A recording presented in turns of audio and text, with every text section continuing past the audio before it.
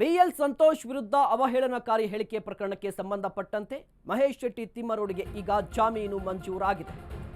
B L Santosh ವಿರುದ್ಧ ಅವಹೇಳನಕಾರಿ ಹೇಳಿಕೆ ಪ್ರಕರಣಕ್ಕೆ ಸಂಬಂಧಪಟ್ಟಂತೆ ಮಹೇಶ್ ಶೆಟ್ಟಿ ತಿಮ್ಮರೋಡಿಗೆ ಜಾಮೀನು ಮಂಜೂರಾಗಿದೆ.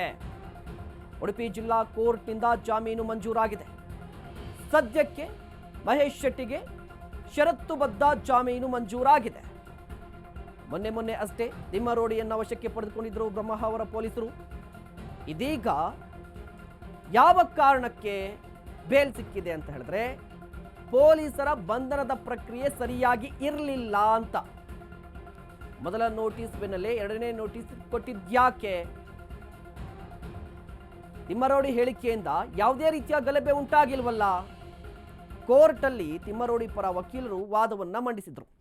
ಬಿಎಲ್ ಸಂತೋಷ್ ವಿರುದ್ಧ ಅಸಂಬದ್ಧ ಹೇಳಿಕೆಗಳನ್ನು ಕೊಟ್ಟಿದ್ದ ಕಾರಣಕ್ಕಾಗಿ ಅಶ್ಲೀಲ ಪದಗಳನ್ನು ಬಳಸಿ ನಿಂದನೆ ಮಾಡಿದ್ದಂಥ ಆರೋಪದ ಹಿನ್ನೆಲೆಯಲ್ಲಿ ಮಹೇಶ್ ಶೆಟ್ಟಿ ತಿಮ್ಮರೋಡಿ ಅವರನ್ನು ಪೊಲೀಸರು ಅರೆಸ್ಟ್ ಮಾಡಿದ್ರು.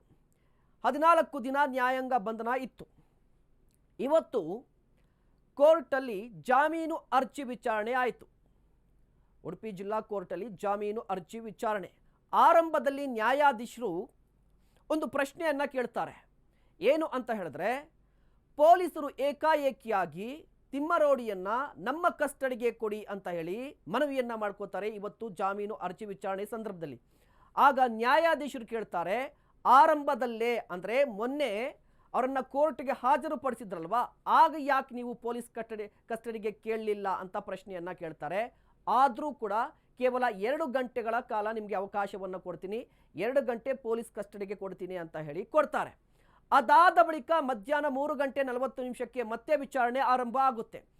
ಆಗ ಮಹೇಶ್ ತಿಮ್ಮರೋಡಿ ಪರವಾಗಿದ್ದಂಥ ವಕೀಲರು ಒಂದು ವಾದವನ್ನು ಮಂಡನೆ ಮಾಡ್ತಾರೆ.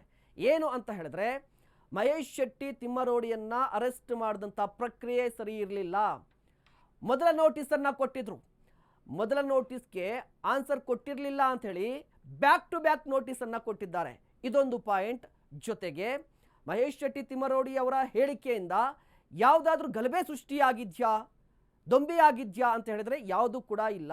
ಹೀಗಾಗಿ ಪೊಲೀಸರ ಅರೆಸ್ಟ್ ಪ್ರಕ್ರಿಯೆಯೇ ರಾಂಗ್ ಅಂತ ಹೇಳಿ ವಾದವನ್ನು ಮಂಡಿಸಿದ್ರು. ಅಂತಿಮವಾಗಿ ಕೋರ್ಟ್ ಈಗ ಜಾಮೀನನ್ನು ಕೊಟ್ಟಿದೆ.